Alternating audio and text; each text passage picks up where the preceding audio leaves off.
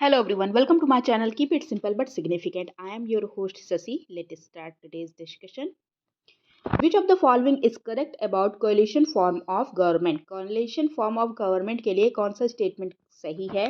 ये statement जो सही है ये है sharing of power by two or more political parties. Coalition government क्या होता है जब more than one or several parties came together to form a government.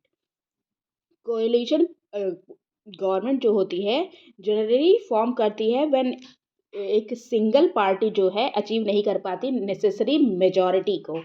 और जो कोएलिशन फॉर्म ऑफ गवर्नमेंट जो होती है उसमें एक स्मॉल पार्टी भी गवर्नमेंट बना सकती है कुछ सीटों के साथ, लोगों को अपने साथ मिला के। Which has become a legal right under 44th Amendment Act? 44th Amendment Act को लाके लीगल राइट बनाया गया कौन सा एक्ट? तो ये है right to property act.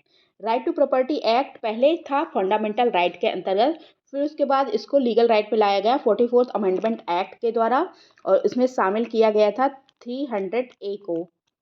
Okay, 300A को आर्टिकल को शामिल करके ये कहा गया कि इंसर्ट किया गया to affirm that no person shall be deprive of his property. Okay, the drugs and magic remedies objectionable advertisement act passed in which year? Drug and magic remedies objectional advertisement act ये pass किया गया किस year में? ये pass किया गया 1954 में। Okay, the act prohibits advertisement of drugs and remedies that claim to have magical properties, और ये एक cognizable offense है। Goswami committee was appointed in which year? Goswami committee थी किसके लिए?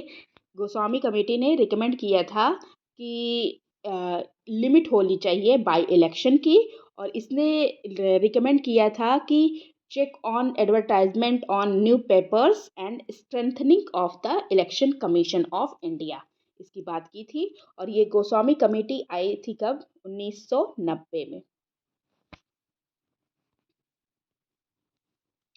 Which act regulate the procedure relating to the removal of judges of high court by the process of impeachment? Impeachment मतलब महाभियोग।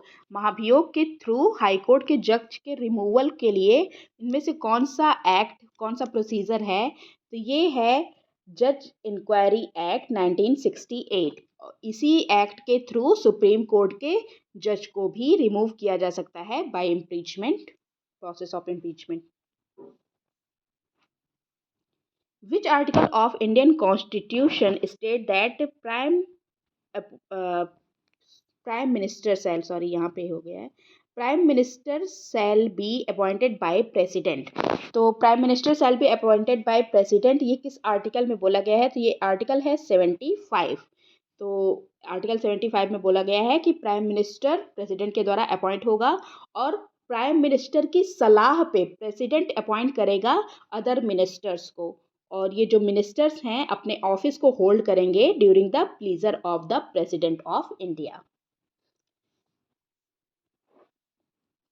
Whose approval needed for imposing president rule? किसका approval need होती है president rule लगाने के लिए? तो ये नीड है both the houses of the parliament. A proclamation issued for the imposing president rule must be approved by the both the houses. Okay. Which of the following commissions accepted language as the basis of reorganization of state? तो कौन सा commission था जिसने language को base माना था reorganisation of the state? तो ये फजल अली कमीशन था जिसको रिजेक्ट कर दिया गया था जीवीपी कमेटी के द्वारा, और फजल अली कमीशन ने एक्सेप्ट किया गया था कि language as the basis of reorganisation of state, और इसको रिजेक्ट हो गया। और ये जो कमीशन था इसने क्रिएशन की बात की थी 16 state and 3 UTs on the basis of language. The concept of privy purse and privilege of rulers of former Indian state was terminated through। तो प्रीवी पर्स जो मतलब राजे महाराज थे उन्होंने उनको कुछ प्रिविलेज मिलते थे, उनको प्रीवी पर्क्स मिलते थे, इसको बंद कर दिया गया, टर्मिनेट कर दिया गया। कौन से अमेंडमेंट एक्ट के द्वारा? तो ये अमेंडमेंट एक्ट था 26th अमेंडमेंट एक्ट के द्वारा इसको बंद कर दिया गया और आर्टिकल 363 इसमें शामिल किया गया था। 363A को शामिल कर दिया गया था और ये आया था 1971 में और ये बहुत ही अच्छा अमेंडमेंट था। जाना जाता है किसके लिए? एबोलिशन ऑफ प्रिवी पर्स के लिए। What is the minimum age prescribed by the Constitution of India for candidates seeking election to a state legislative assembly? State legislative assembly में अगर कोई कैंडिडेट इलेक्शन में पार्टिसिपेट करना चाहता है तो उसकी एज मिनिमम कितनी होगी? मिनिमम एज होगी उसकी 25। मैक्सिमम कुछ नहीं है, मैक्सिमम जितनी भी हो कोई दिक्कत नहीं, मिनिमम है 25। ओके। और प्रेसिडेंट बनने के लिए कितनी एज होनी चाहिए? प्रेसिडेंट बनने के लिए, प्रेसिडेंट एंड वाइस प्रेसिडेंट बनने के लिए एज होनी चाहिए 35। ओके।